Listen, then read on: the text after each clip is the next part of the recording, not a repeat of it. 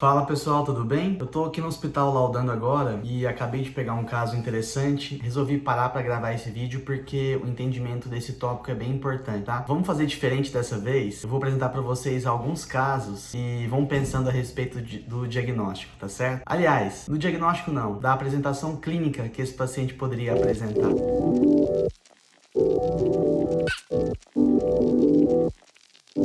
Teve esse primeiro caso, um paciente com esclerose múltipla e esse comprometimento medular. Esse segundo caso, um paciente com trauma penetrante, também com comprometimento medular. E esse terceiro caso, uma isquemia medular por dissecção da artéria vertebral. Pensaram? Então eu acabei de mostrar para vocês 3 exemplos diferentes de etiologia, mas que tem o que em comum? O comprometimento medular, que se caracteriza por comprometimento da hemimedula, de só uma metade da medula, tá? Isso a gente conhece na prática como síndrome de Brown-Séquard, que é um nome complicado e às vezes parece difícil de entender as características que o paciente pode apresentar, mas a gente vai revisar agora nesse vídeo então a respeito, combinado? Eu sou o Leonardo Furtado, o seu neuro digital, e vamos descomplicar a síndrome de Brown-Séquard, que é um subtipo de síndrome medular incompleta.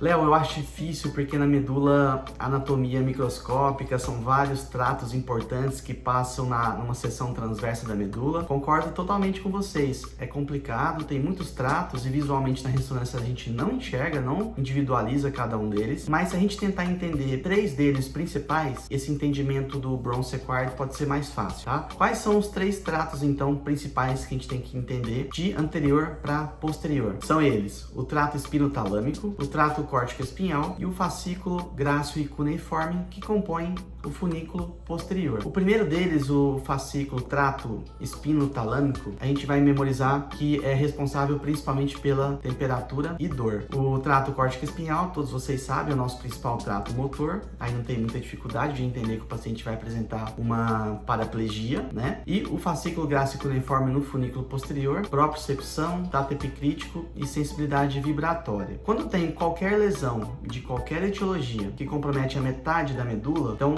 vai comprometer esses 3 tratos que eu acabei de falar de um lado só. Sendo assim, veja esses tratos que eu acabei de demonstrar nesse esquema de seção transversa da figura do artigo, que ficou bem bacana para vocês verem. Então, comprometendo esses 3 tratos, o que o paciente pode apresentar clinicamente? E a gente tem esse esqueminha bem bacana do artigo para vocês entenderem.